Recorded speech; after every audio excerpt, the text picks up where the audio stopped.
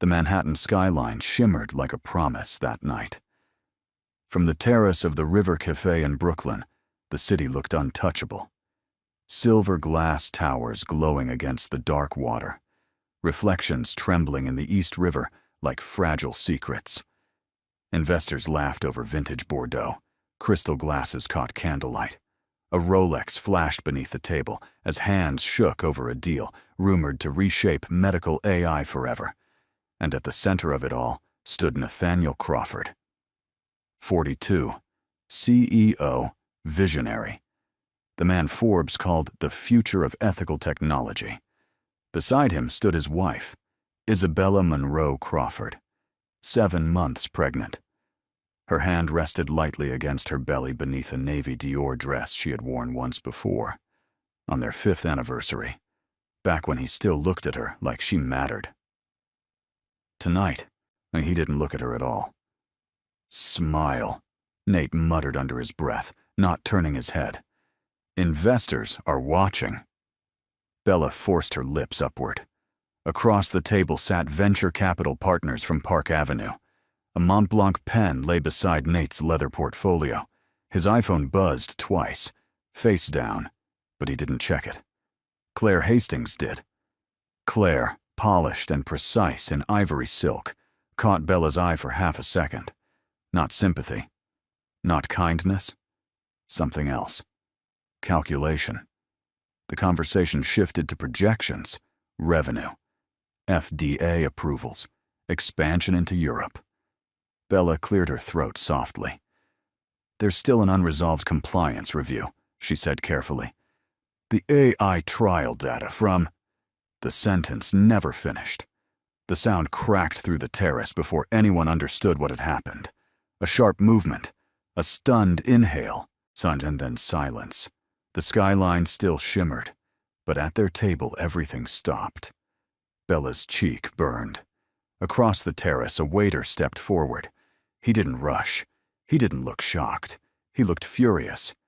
And when his eyes met Nate's, something far more dangerous than embarrassment settled into the air.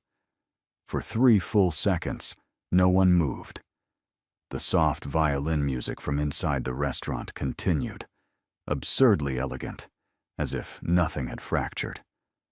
Candle flames trembled in the breeze rolling off the East River. A boat horn echoed somewhere in the distance. Bella did not cry. That was the first thing everyone noticed. She remained standing, one hand instinctively shielding her belly, the other frozen mid-air where her glass of sparkling water had been. A thin red mark began to bloom along her cheekbone. It wasn't dramatic. It wasn't violent. It was humiliating.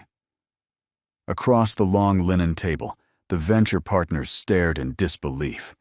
One of them slowly lowered his wine glass. Another shifted uncomfortably, glancing at the Manhattan skyline as if it might offer an exit from what they had just witnessed. Nathaniel Crawford adjusted his cufflinks. I apologize, he said coolly, his voice steady. My wife has been under emotional strain due to pregnancy. Let's stay focused. The words fell heavier than the sound had. Claire inhaled sharply but said nothing. Her manicured fingers tightened around her iPhone beneath the table. The screen glowed faintly in her lap. Recording. Bella's ears rang, not from the impact, but from the calmness in Nate's tone. He wasn't embarrassed. He wasn't shaken. He was controlling the narrative. I was simply asking about the compliance review, Bella managed, her voice soft but clear. Nate leaned closer, smiling for the investors. Sweetheart, he murmured, just loud enough for the table to hear. This isn't the place. The waiter had reached the edge of their table now. He stood tall, posture straight, hands clasped behind his back in professional restraint. But his jaw was tight. Too tight. Sir, he said evenly, addressing Nate. Would you like a moment of privacy? Nate didn't look at him. No, he replied flatly. We're fine. The waiter's eyes shifted, not to Bella's face, but to her belly. And something changed. A subtle shift in his stance. Not employee to customer. Man to man. The investors sensed it. The tension thickened. Because this was no longer just an awkward dinner. This was exposure. And someone at that table had just made a mistake they would never recover from. Nathaniel finally looked at him. It was the kind of glance powerful men give service staff. Brief, dismissive, conditioned by years of being obeyed. "I said we're fine," Nate repeated, his tone colder now. The waiter didn't move. Up close, he didn't look young. Mid-30s, maybe older. Clean cut. Calm. His black uniform fit too precisely, like he was more accustomed to tailored suits than aprons. His eyes never wavered. "Ma'am," he said gently to Bella, "would you like to step inside for some water?" Bella hesitated. That single moment, that pause, was louder than the slap. Because for the first time that night, someone had asked what she wanted. Nate's jaw tightened. "She's staying." It wasn't a suggestion. The investor shifted again, while one cleared his throat. Another checked his Apple Watch. No one intervened. Power had gravity, and Nate carried it like a weapon.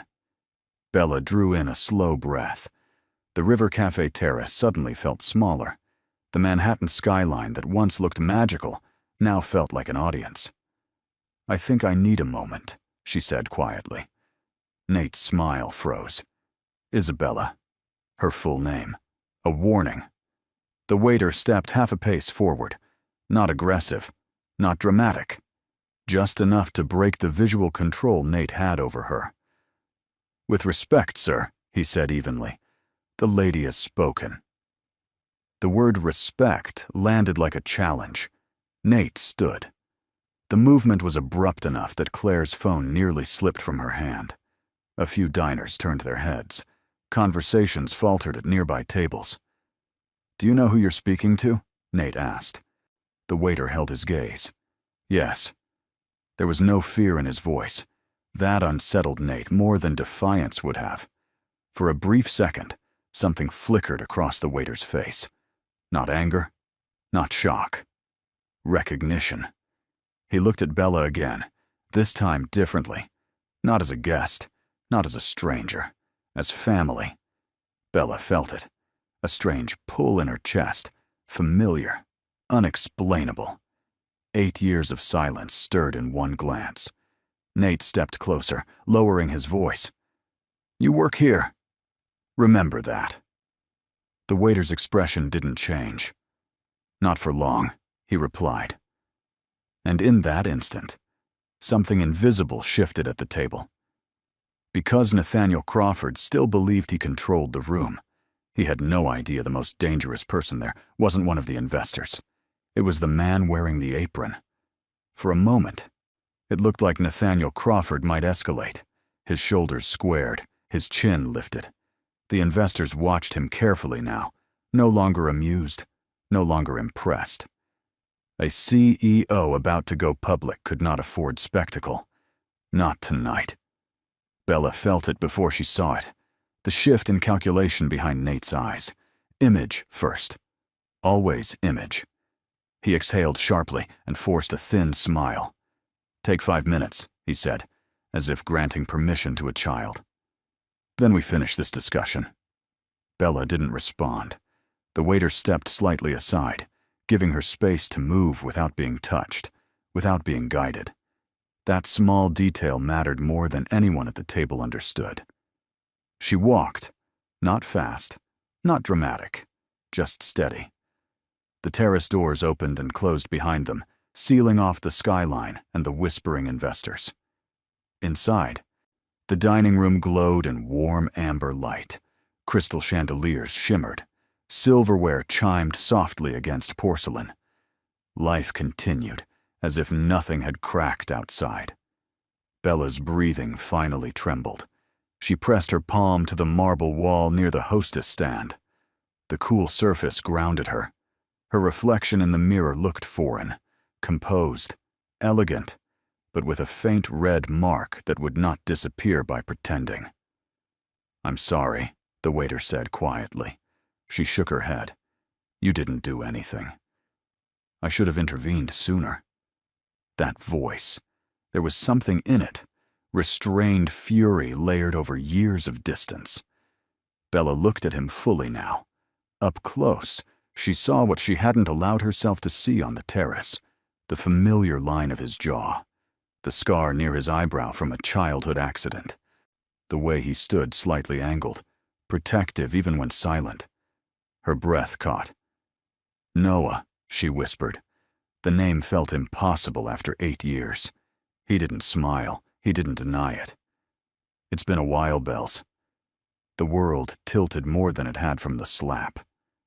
Outside, through the glass, she could see Nate laughing again at the table, performing recovery, reclaiming control. But inside, something far older than humiliation was surfacing. "You shouldn't be here," she said faintly. "I know," Noah replied. His eyes hardened as he glanced toward the terrace, but neither should he. Bella felt tears finally rise, not from pain, but from recognition. And for the first time that night, she wasn't alone. What she didn't know yet was this. Noah hadn't come to Brooklyn by accident. He had been watching Nathaniel Crawford for months. Bella stared at her brother, as if he might disappear again. 8 years ago, she had chosen Nathaniel Crawford over her family, over Noah, over every warning he had tried to give her in their tiny Boston kitchen, when Nate first entered their lives with polished shoes and Park Avenue ambition. "You don't know him," she had said back then. Tonight, she wasn't so sure she had ever known her husband at all. "What are you doing here?" she asked, her voice unsteady but quiet. Noah glanced toward the terrace. Through the glass, Nate was animated again, leaning into conversation, gesturing confidently as if nothing had happened. Claire sat beside him, composed, phone resting face down. "I took the shift," Noah replied calmly. "You don't work here." A pause. "Not permanently." That answer was deliberate. Bella studied him more carefully. His uniform was immaculate, his posture too assured. Even the way he stood, not defensive, not apologetic, felt calculated. "You've been watching him," she whispered. Noah didn't deny it. "I've been watching the company," he corrected. Her heart skipped. The compliance review, the AI trial data, the tension in Nate's voice whenever she asked about projections. It hadn't just been about ego. "What did he do?" she asked. Noah stepped closer, lowering his voice. "This isn't the place." He reached into his apron pocket and pulled out a simple white business card. No logo, no flashy design, just a name embossed in understated black lettering. Noah Monroe Capital Advisory. Bella blinked. She had heard of Monroe Capital, everyone in finance had, or a private equity firm known for dismantling unstable companies before they collapsed publicly. Ruthless, precise, quiet. "You?" Her breath faltered. "Yes." The sound of laughter from the terrace floated through the glass again. Nate was recovering the room, rebuilding dominance. Noah's jaw tightened. "He's pushing forward with the IPO despite unresolved federal flags," he said evenly. "And if that launches the way he's planning, it won't just hurt investors." Bella's hand moved instinctively to her stomach. It could hurt patience. The words landed heavier than the slap. Suddenly, tonight wasn't just humiliation. It was something far more dangerous. Outside, Nate raised his glass in a toast. Inside, Bella realized the man she married might not just be cruel. He might be reckless. And Noah hadn't come here to protect her feelings. And he had come to stop a catastrophe. Bella felt the ground shift beneath her, not physically, but emotionally. For years, she had convinced herself that distance from Noah was maturity, that cutting ties with her older brother had been necessary to build her own life, that Nate's disapproval of her family had been about focus, not control. Now, standing inside the River Cafe with Manhattan glowing beyond the glass, she saw the truth differently.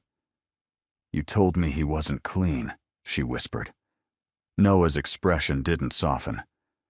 I told you his numbers didn't add up.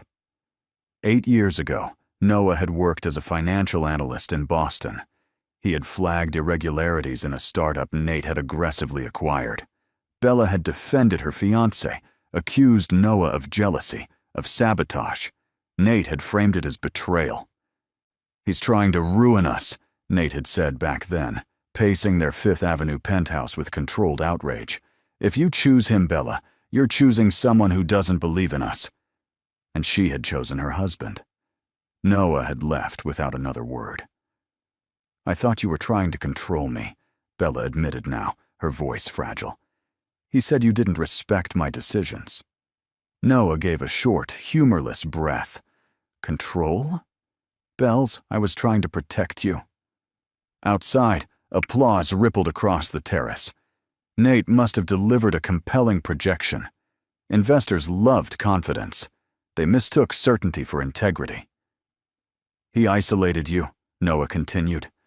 "Gradually. From me, from Boston, from anyone who questioned him." Bella remembered the small changes, joint accounts shifting to single signature authorization, her law license quietly lapsing because she didn't need to work, the prenup clause about reputational damage that she had skimmed over in love. "You said catastrophe," she murmured. "What does that mean?" Noah's eyes darkened. "Their AI diagnostic model flagged false negatives during beta trials," he said evenly. "If that system scales nationally before correction, patients could be misdiagnosed." Her stomach tightened. "And he knows?" she asked. "Yes." The word came without hesitation.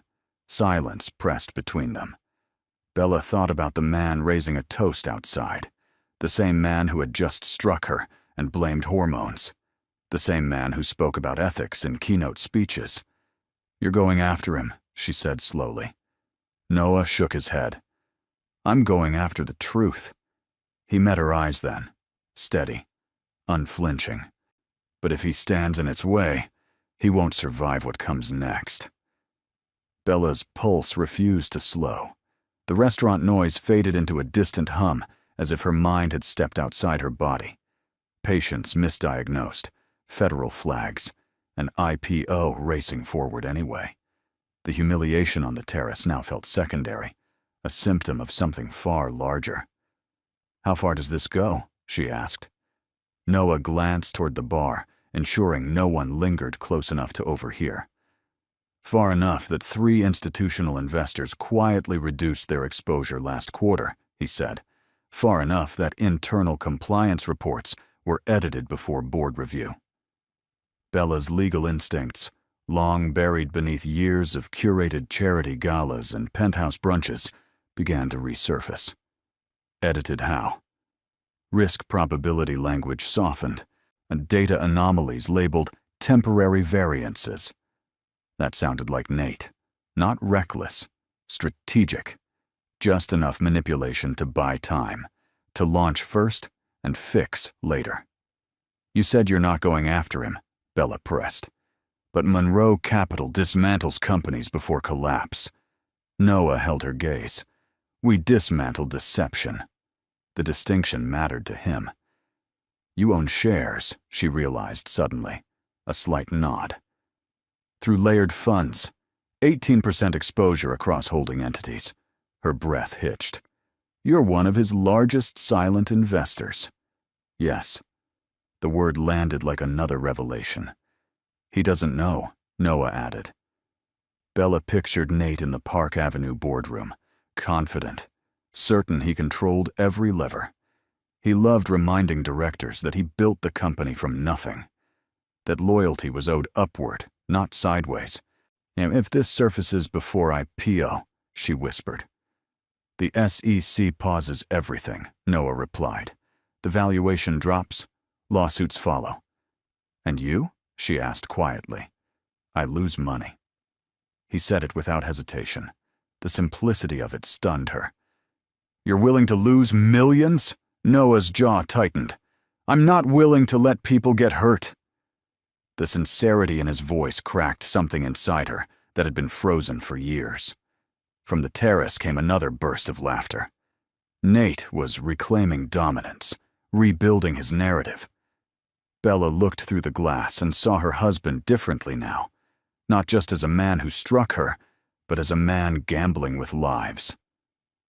"What do you need from me?" she asked. Noah didn't hesitate. The truth. And in that moment, Bella understood something terrifying. She wasn't just a witness.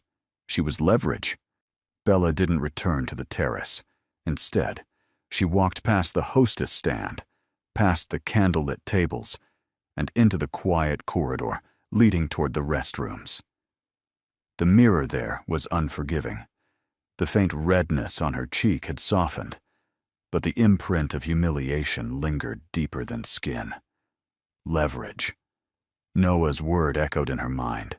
She had spent years believing she had no power in her marriage, financially dependent, socially isolated, legally cornered by a prenuptial agreement she had signed in Nate's sleek Park Avenue office, while his attorney smiled reassuringly. "You're protected," Nate had said then. "This is standard." She pulled out her phone and opened the cloud drive she hadn't accessed in years. The scanned copy of the prenup still sat there, untouched. 37 pages of dense legal language. Her hands trembled slightly as she began scrolling. Clause 14. Reputation and corporate harm. If the spouse engaged in behavior that damaged the public standing of Crawford Medical Technologies, she forfeited all claims to marital assets. At the time, she had laughed. Why would she ever harm his company? Now she read further. Clause 22. Disclosure obligations. Both parties affirm that no material information regarding pending federal investigations, compliance breaches, or financial misstatements has been knowingly withheld prior to signing. Bella's breath stopped. The prenup had been signed 2 weeks after Noah confronted Nate about accounting irregularities in his previous acquisition. 2 weeks. Her mind raced back to that night in Boston. Nate had flown in, furious, claiming Noah was spreading false accusations. Bella had defended her fiancé. Noah had left. If Nate had already known about federal flags at that time, if he had failed to disclose risk before she signed, then Clause 22 wasn't just technical language, it was vulnerability. The hallway suddenly felt too small. Outside, applause swelled again from the terrace. Nate must have stood for another toast. Bella stared at the screen. If she exposed him, she risked everything. Public scandal, divorce, financial warfare, a custody battle before her son was even born. If she stayed silent, patience might suffer. And the man who had just humiliated her would continue to build an empire on polished lies. Her reflection in the mirror no longer looked fragile. It looked awake. Bella closed the document slowly. For the first time in 8 years, she wasn't choosing between her husband and her brother. She was choosing between fear and truth. And she knew which one Nate never expected her to pick. Claire Hastings had not stopped recording. She sat back at the terrace table, posture elegant, expression neutral, while Nathaniel Crawford rebuilt the atmosphere with smooth confidence. He spoke about expansion, about ethical innovation, about projected partnerships with hospital networks across California and New York. The investors were leaning in again. They wanted to believe him. Claire let her phone screen dim before slipping it into her clutch. The video was clear, the audio sharper than expected, the moment of impact, the silence after. Nate's voice reframing it as pregnancy instability. Evidence, but not the kind she would use immediately. Claire had learned something working beside powerful men. Timing was everything. When Bella had walked off the terrace, Nate's mask had cracked for half a second. Claire saw it. The flash of irritation wasn't about embarrassment. It was about risk. He hated variables. And tonight, Bella had become one. "Nate," one of the venture partners said carefully, Everything's aligned for Q4 launch, correct? No pending federal interference? Nate didn't hesitate. Clean trajectory. Claire lowered her eyes to her wine glass, hiding the subtle tightening in her expression. Clean trajectory.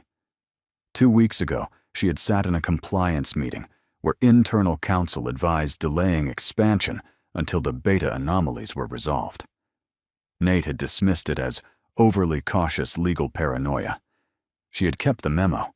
She hadn't intended to use it, at least not yet. Claire was ambitious, not reckless. She had entered the relationship with Nate believing proximity to power would secure her future. A promotion, equity, stability.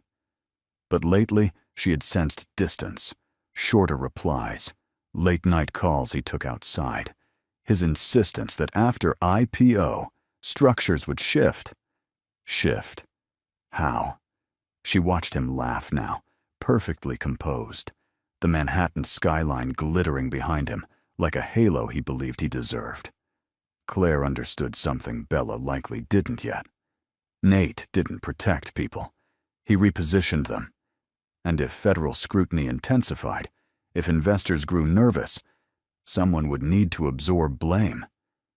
Claire had no intention of being that someone. Across the terrace doors, she caught a glimpse of Bella inside, speaking to the waiter. The waiter? Claire's eyes narrowed slightly. On something about him didn't fit. He wasn't intimidated. He wasn't deferential. And Nate hadn't noticed. That oversight might prove more dangerous than the slap.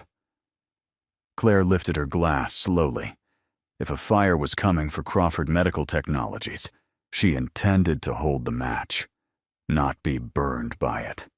Nathaniel Crawford finished the dinner like nothing had happened. By the time dessert arrived, laughter had returned to the terrace. Investors discussed projected margins.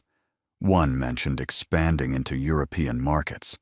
Another joked about celebrating the IPO at the Plaza Hotel once the valuation crossed $2 billion. Nate thrived in this environment.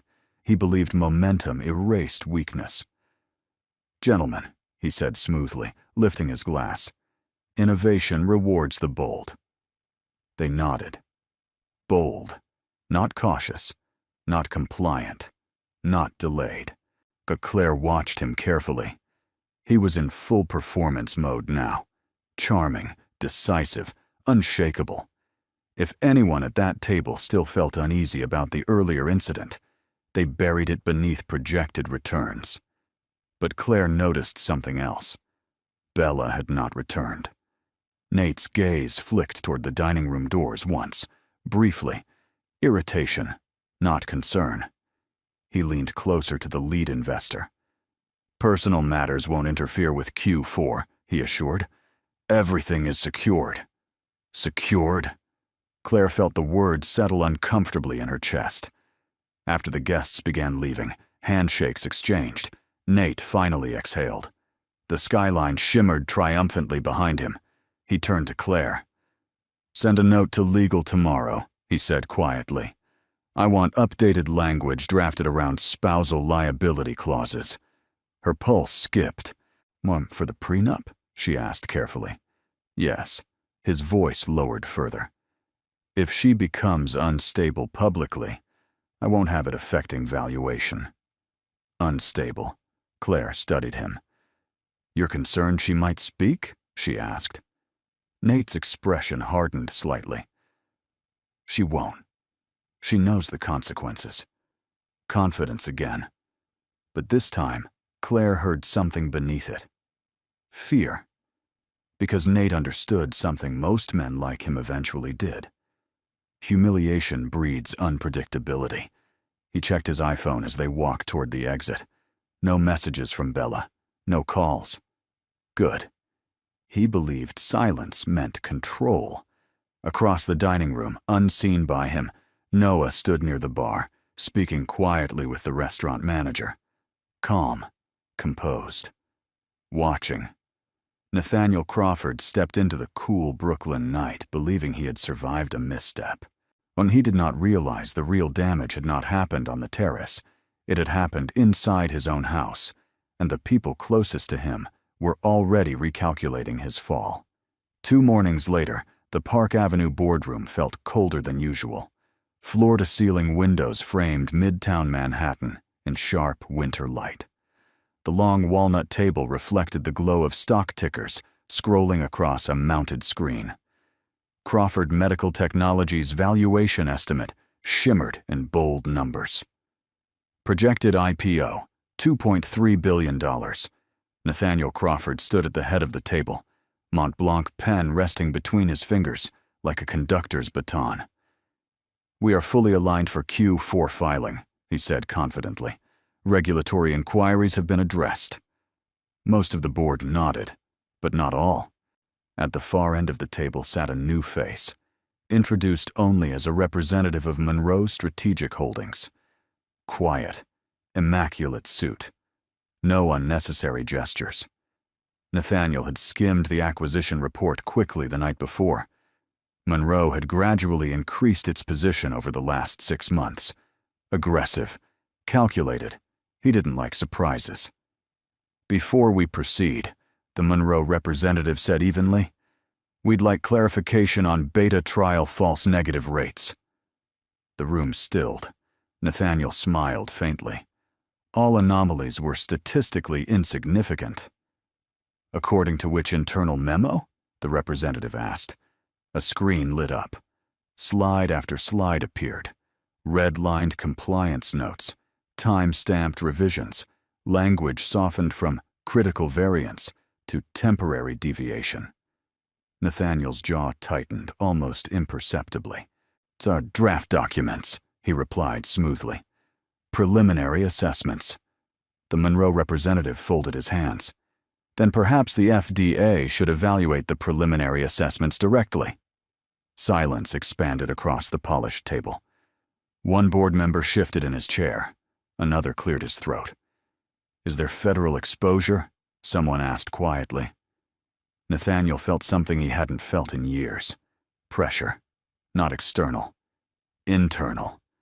Controlled environments had always been his strength. Investor dinners. Keynote speeches. Negotiations. He dictated tempo.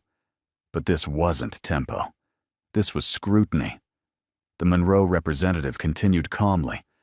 "Monroe Strategic is prepared to request an independent audit before IPO submission." Nathaniel's gaze hardened. "On what grounds?" "On the grounds," the man replied. That long-term valuation requires verified integrity." Integrity. The word hung heavier than accusation. Nathaniel leaned back slowly. "This feels adversarial," he said. "Transparency often does," the representative answered. Across the city, Bella sat in the Fifth Avenue penthouse, rereading Clause 22. And for the first time since building his empire, Nathaniel Crawford realized something dangerous. He no longer controlled the room. By noon, the rumor had reached Wall Street. It didn't break through headlines yet. There were no flashing banners, no breaking news alerts, just a quiet tremor beneath the surface, the kind seasoned investors recognized before the rest of the market caught up. An independent audit request from a major shareholder.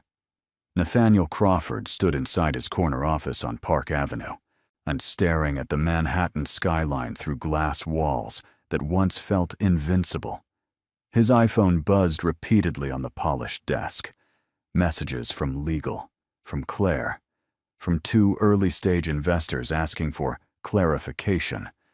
Clarification was a polite word for doubt. Behind him, the muted television displayed a financial news channel. The ticker at the bottom still showed projected valuation numbers, but analysts were beginning to speculate about regulatory timing risks. Timing risks. He turned sharply as his CFO entered. "They've frozen 2 institutional commitments," the CFO said quietly. "Pending audit review." Nathaniel's jaw tightened. "Temporarily," he replied. "We don't know that."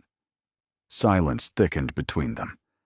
Across town, in the Fifth Avenue penthouse, Bella sat at the dining table with her MacBook open. She watched the same financial broadcast without sound. The anchor's expression was careful but cautious. She felt something unfamiliar rising in her chest. Not fear. Consequences. Her phone lit up. Noah. It started. 2 words. She stared at them for a long moment. Back in the boardroom, the Monroe representative had filed the formal request for independent third-party verification. Legally justified, procedurally clean, impossible to dismiss without raising more suspicion. Nathaniel's assistant knocked once before entering. "Sir, Monroe Strategic has requested emergency session with outside counsel." Of course they had. Nathaniel exhaled slowly, calculating angles. Delay the audit. Question methodology. Frame it as competitive interference. He had maneuvered through pressure before, but this felt different. This wasn't rumor. It was documentation. The muted television flickered as a financial analyst spoke. While Crawford Medical remains a promising IPO candidate, increased regulatory scrutiny could materially impact projected valuation. Materially impact. Nathaniel picked up the remote and turned the volume off completely. He still believed he could recover this. He just hadn't realized yet that the market wasn't reacting to numbers. It was reacting to truth. The video surfaced at 4:17 p.m. Not through tabloids. Not through social media influencers hunting scandal. It appeared first in a legal disclosure attachment filed alongside the independent audit notice. Unlisted. Unadvertised. But public. Within minutes, a junior analyst at a midtown hedge fund downloaded the document set. By 4:32, the clip was circulating through encrypted investor chats. By 5:05, the financial blogger posted a single sentence: "Crawford CEO under scrutiny following restaurant incident." The footage was short. Elegant terrace. Manhattan skyline glowing. Bella speaking calmly about compliance review. Then the motion, the sound, the silence. Nathaniel's voice reframing it. Pregnancy strain. Stay focused. The clip didn't show rage. It showed composure. That was worse. Inside his Park Avenue office, Nathaniel watched it on his MacBook Pro, expression carved in stone. Claire stood across the room, hands folded tightly in front of her. "I didn't leak it," she said quietly. He didn't respond immediately. He replayed the audio instead. The way his voice sounded. Controlled, dismissive, calculated. "That was private," he said finally. "Not if it happened in public," Claire replied carefully. His gaze shifted toward her. "Ah, you recorded it. It wasn't a question." "Yes." "Why?" "Insurance." She didn't say the word aloud. "For documentation," she answered. Nathaniel stood slowly. "Who has access?" "The audit team, outside counsel, anyone reviewing compliance exposure. In other words, everyone who mattered." Across the city, Bella sat on the edge of the penthouse sofa, hands resting over her stomach, as the clip played on silent across a financial news site. The headline remained cautious. "Leadership conduct raises governance concerns." Governance concerns. Not abuse, not scandal. Reputation. Exactly the language in Clause 14. Her phone vibrated. "Noah." It wasn't me. She believed him. Because this leak wasn't strategic. It was procedural. Nathaniel's own legal structure had required full disclosure once the audit triggered material risk review. He had built a system to protect himself, and that system had just exposed him. Back in the office, his assistant stepped inside. "2 board members have requested emergency removal discussion." Removal. The word lingered in the air. Nathaniel Crawford had always believed he controlled the narrative. Tonight, the narrative was controlling him.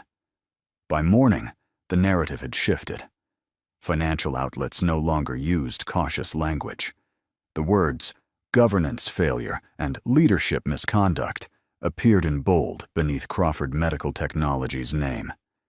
Analysts debated not only the audit, but whether a CEO capable of public humiliation could be trusted with ethical AI oversight.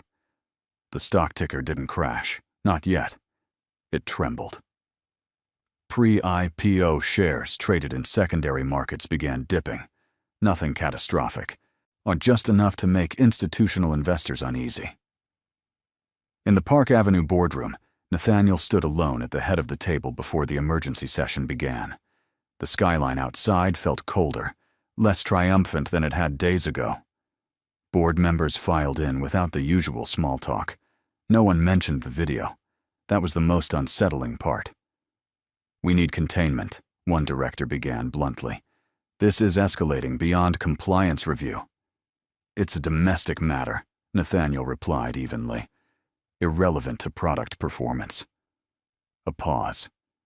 "Investors don't separate character from governance," another director said, "especially before IPO." Character. Nathaniel felt the word settle like grit in his throat. Across town, Bella watched the coverage from the penthouse dining table. The silence inside the apartment was heavier than the headlines. Nate hadn't returned home the previous night. Her phone vibrated. Unknown number.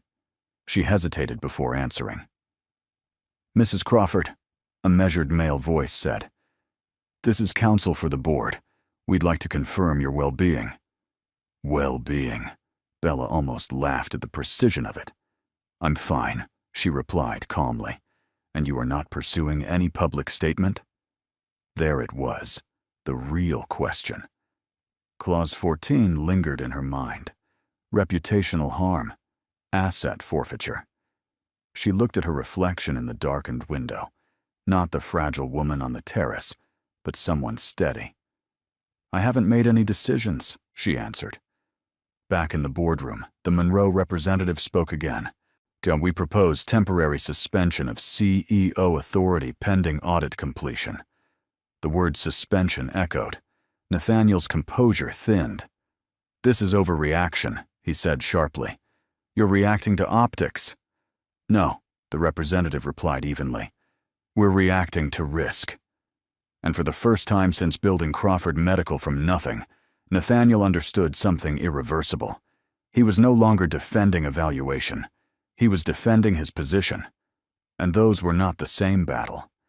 The vote lasted less than 12 minutes. 12 minutes to unravel 15 years of carefully constructed dominance. Nathaniel stood at the head of the Park Avenue boardroom table, while legal counsel outlined procedural language. The tone was neutral, clinical. No emotion. Just governance.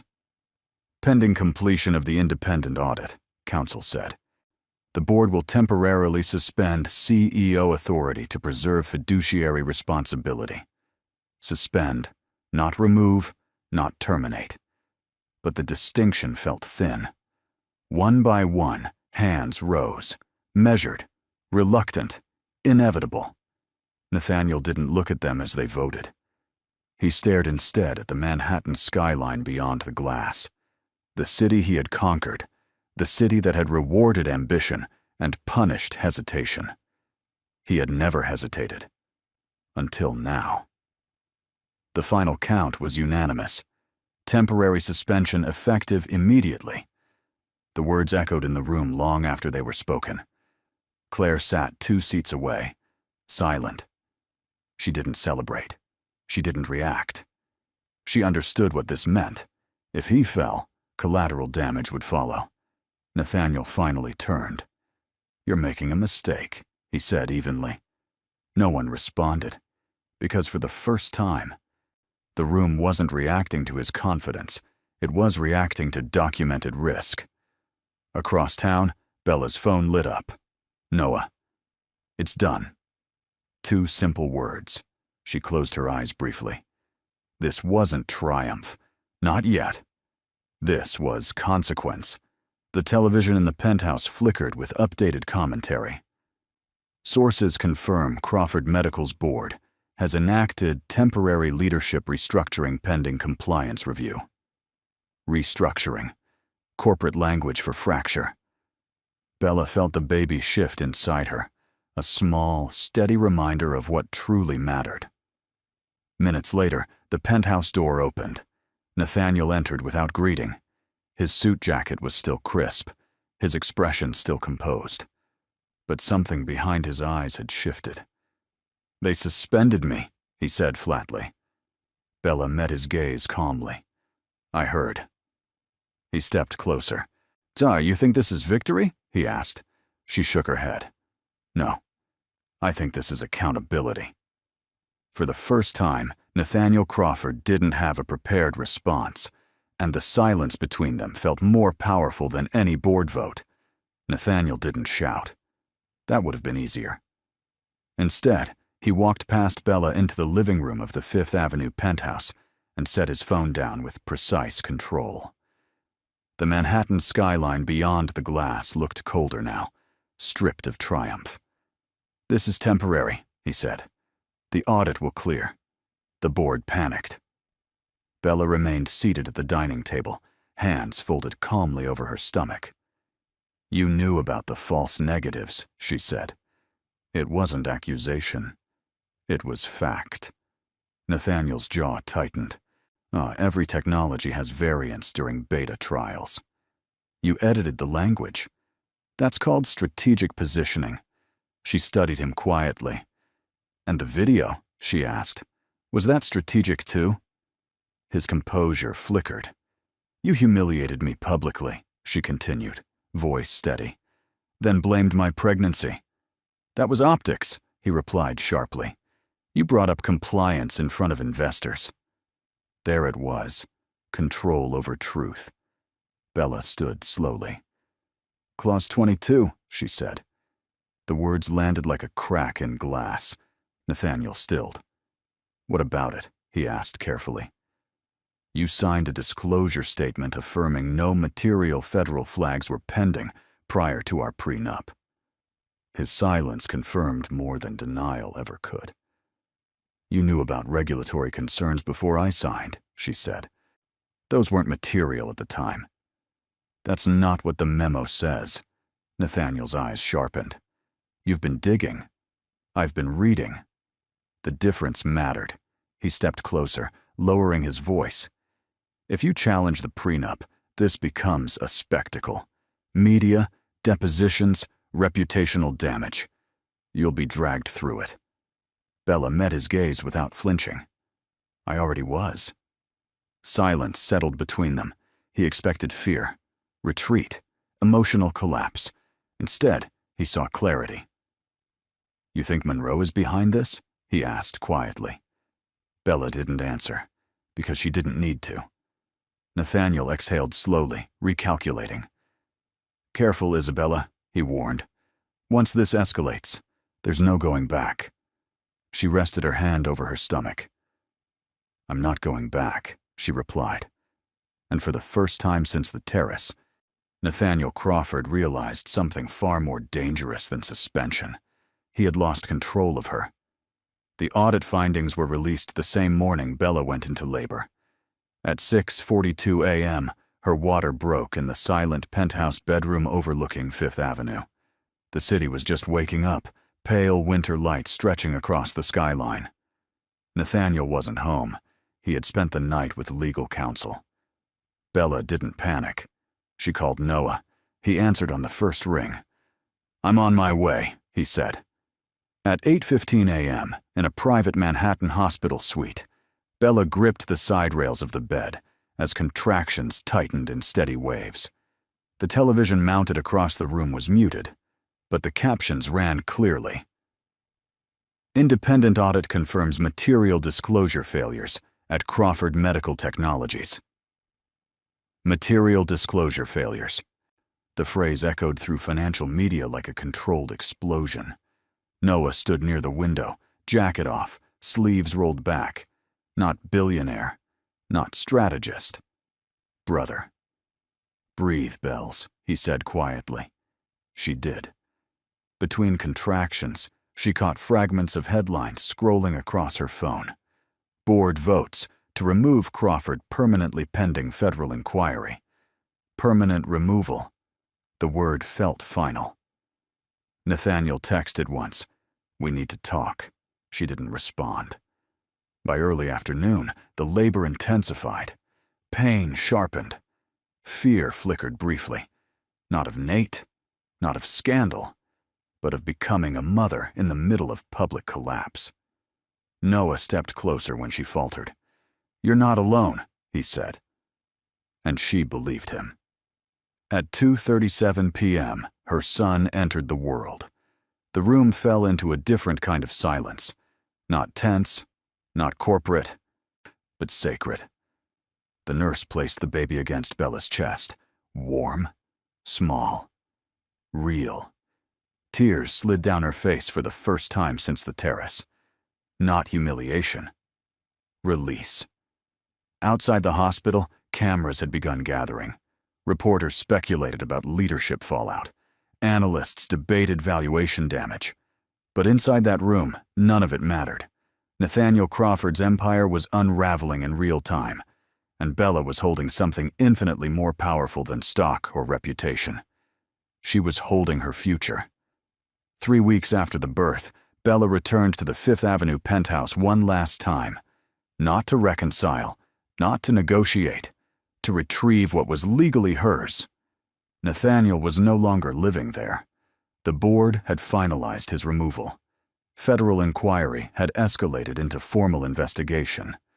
His name still appeared in headlines, but now alongside words like fiduciary breach and executive misconduct. The silence inside the penthouse felt hollow. Bella moved slowly, her son asleep in a carrier against her chest. She no longer felt small in these rooms. The marble floors, the skyline view, the curated art on the walls. None of it intimidated her now. Her attorney sat at the dining table with a slim leather folder. "The prenup is void under Clause 22, he said calmly. "Failure to disclose material regulatory risk prior to execution constitutes breach." Breach. The word felt clean. Nathaniel had built the agreement to protect himself from reputational damage. Instead, it protected her from deception. "You are entitled to equitable division," the attorney continued, "including vested shares granted during the marriage. Shares, not charity, not settlement, pity, and legal equity." Bella absorbed the numbers without reaction. She wasn't thinking about valuation anymore. She was thinking about stability. "For your son," the attorney added, "a trust can be structured independent of corporate volatility." Independent. That word mattered. Later that afternoon, she met Noah at a quiet cafe near Central Park. No security detail, no press, just siblings sitting across from each other like they used to in Boston. "You don't owe me anything," she told him. Noah gave a faint smile. "I know." He slid a document across the table. Monroe Capital Ethical AI Initiative. Board member, Isabella Monroe. Not Crawford. "Monroe." She looked up at him. "You're offering me a position?" "I'm offering you partnership," he replied. "Not rescue, not protection. Respect." Bella glanced down at her sleeping son. For years. And she had lived under someone else's name, someone else's shadow. Now she had something solid. Ownership. Choice. And a future that no longer depended on a man who mistook control for strength. February arrived quietly in Manhattan.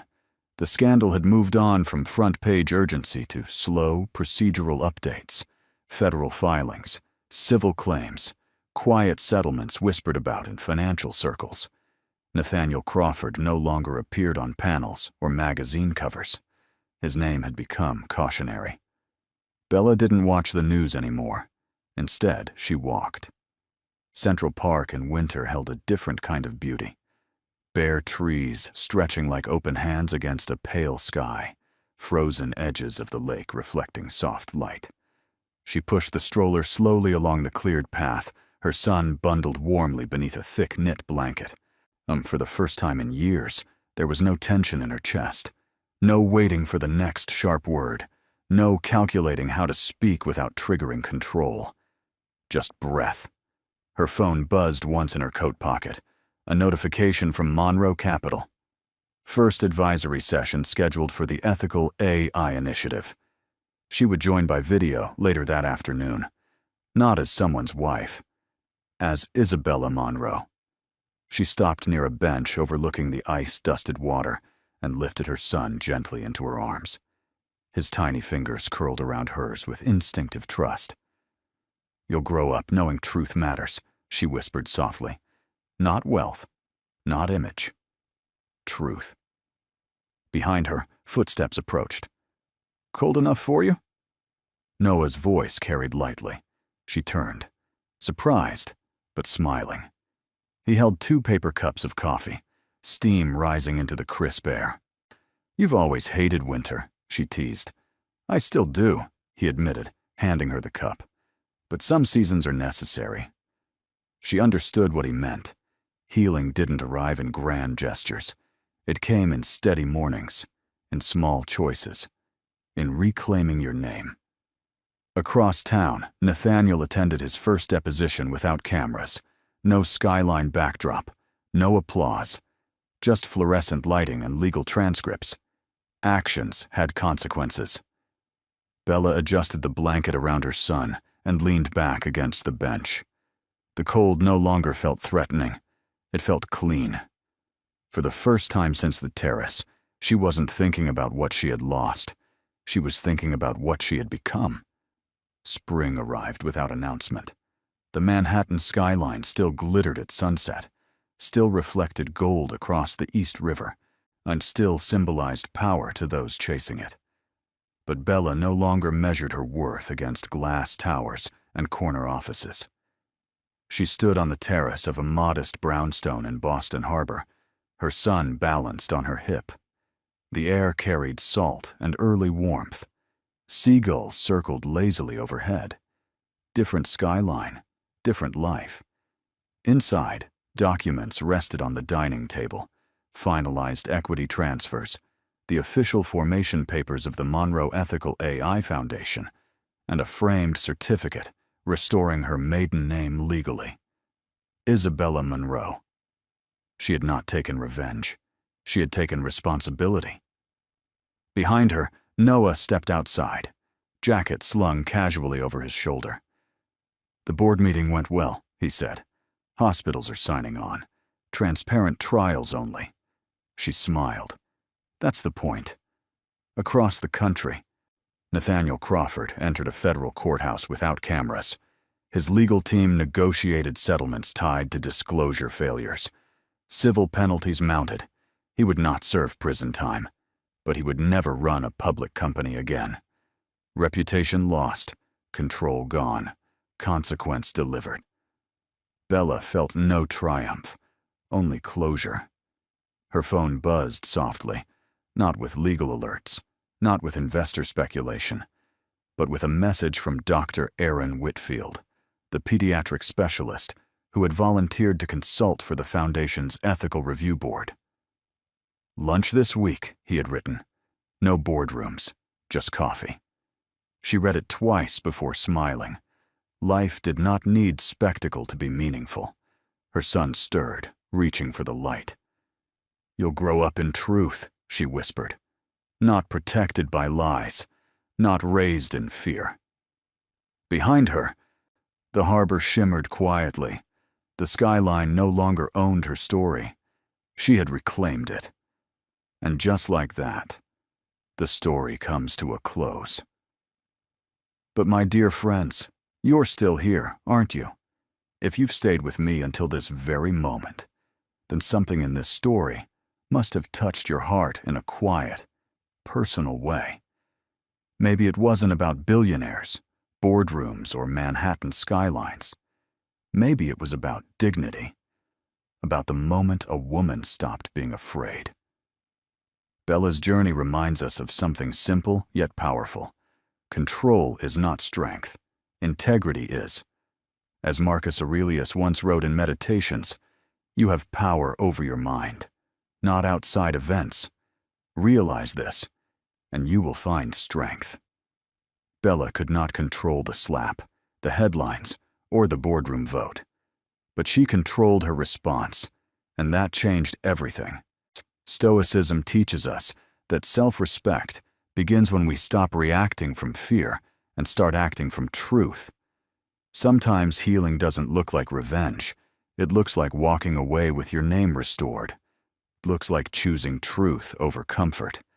It looks like building something honest after something false collapses. If this story resonated with you, if it reminded you of your own quiet battles, then don't keep it to yourself.